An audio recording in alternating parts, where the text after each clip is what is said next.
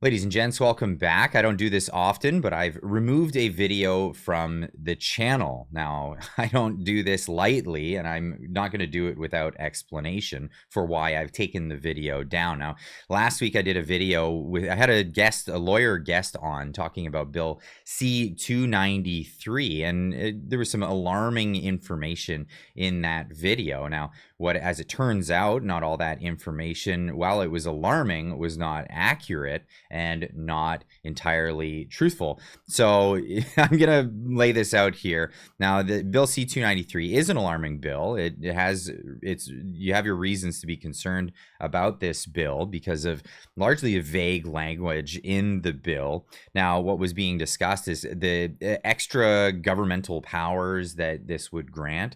There, as it turns out, doesn't seem like there is anything in this bill that would grant powers to any other government entities or any entities outside of the government, although it does ask for consultation with these entities. But just to give you an overview of where it's at, it has passed through the House of Commons and it is in its second reading in the Senate.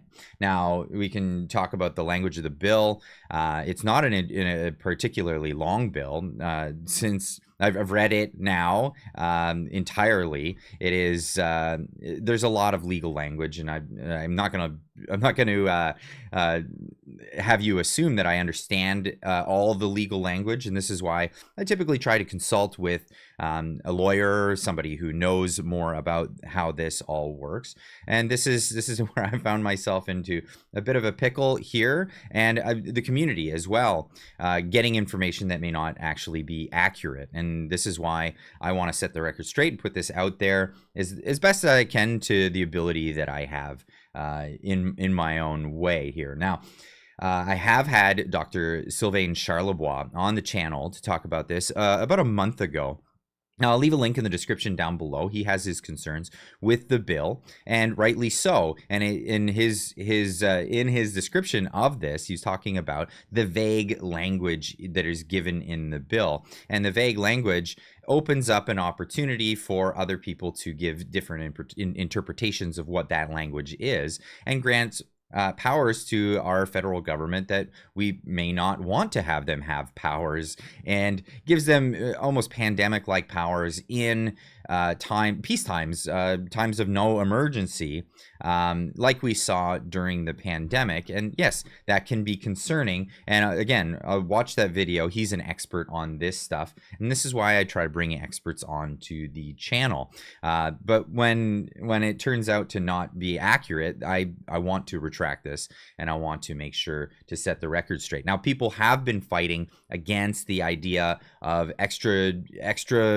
governmental bodies having authority in the country, namely Leslyn Lewis. Leslyn Lewis has been fighting the pandemic treaties that they've been bringing forward to incorporate the World Health Organization and the UN in the decision-making within our country and within other countries. She's not the only one fighting this battle. Many people have been fighting this battle within Canada. Over in England, we've had John Campbell. Here's a little clip from his video a year ago as he was discussing this.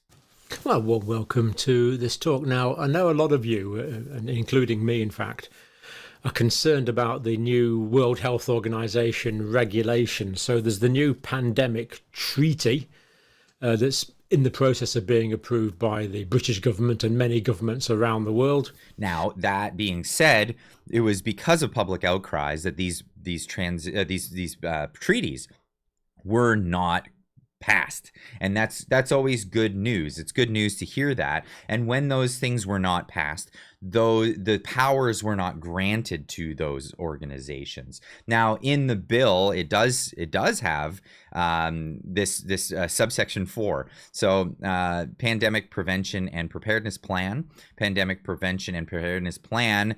The Minister of Health must establish a pandemic prevention and preparedness plan. Now, what's the plan? It includes a lot of stuff, and I'm not gonna tell you that I understand every bit about this, but I have read through it, and there are points that may seem alarming to a lot of people, and here's where it is. So it goes through all the subsections of Section 2.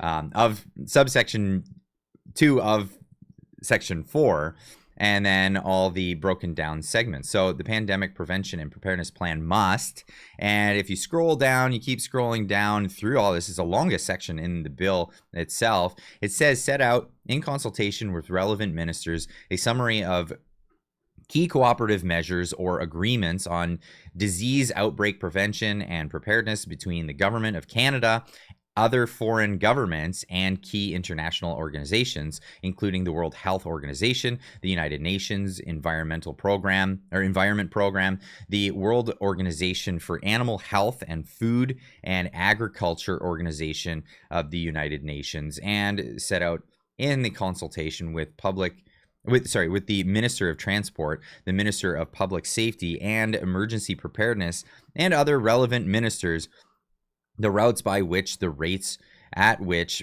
pathogens that could lead to pandemics could enter Canada, and summary of border related measures that would be implemented to reduce any risk. Now, this is talking about consultation with these other organizations. It's not talking about giving power to those organizations. This is a key difference than what's being said here. Now, I don't know if it was even said that this bill grants that, but that other organizations have been given these powers through other means doesn't seem to be accurate in the information that I've been since given. Many people have reached out to me, spoke to me, said that this is inaccurate. Not yet, and I'm reaching out to other lawyers to possibly come on the show to talk about this further. But this is where it stands as of this point. The pandemic treaty was not passed, so none of these powers were granted to any extra or outside of our government entities like the World Health Organization, where they have their pandemic prevention, preparedness, and response accord, but it's not law that's written into Canadian law, and it won't cover. It doesn't encompass. It's not encompassing our law, and it's not infringing on our sovereignty. Now, they go into that in this. How much authority could an accord have over sovereignty signatory countries? Will it take sovereignty away from signatory countries? Well, it turns out no, it's not going to. It won't have that. Now, again, this was an alarming situation with the pandemic treaty, where it very well could have, but this has been thwarted, and this has been put to rest. Now, it's not put to bed entirely, as this type of legislation could come back. It wasn't the first time that they tried to put forward a piece of legislation, a pandemic treaty. This was, I think it was 2.0. That was the last time that it was brought forward. And yes, we are in a tendency to, these extra government bodies are in a tendency, and our own government is in the tendency of trying to pass these treaties to allow other governments or other governmental bodies authority over what we do in our country. Yes, that's absolutely a danger, and that's absolutely a trend in which it's going, but it doesn't appear to be the case just yet. And it doesn't appear to be the case if Bill C-293 were to be passed. That being said, there are concerns with Bill C-293, as the food professor, Dr. Sylvain Charlebois, has pointed out, and other people have pointed out. So I just wanted to do this as a clarification. I wanted to, I have to own this. This was something that went out on my channel. It was something that I published, and it was something that I put out there. So this isn't me making any excuses for the situation. This isn't me saying it was somebody else's fault. No, at the end of the day, I published this, and this is why I'm putting out this very public, how would you call this? Trying to set the truth straight, this is exactly why I'm publishing this video this morning. So that video has been taken down because I don't want more people to get the wrong impression of what the bill is about, and I'm gonna obviously take this as a giant lesson for myself, even though individuals are sent over to me with high recommendations. It's not always, I need to have a better vetting process. So this is me saying I've learned a lesson on this one, and hopefully we can all as a community. But I'll leave it there. Any comments in the comment section down below? I'd love to hear what you have to say about this, about all of this. A lot of these things we're just learning how to do, and we can't really rely on our news media to tell us accurate truths about these things. But unlike our news media, I like to set the record straight when I know something better after learning more about it. Anyway, I'll leave this one with you guys. Leave a comment in the comment section down below. Let me know what you think. And of course, we'll see you in the next one. Keep on trucking.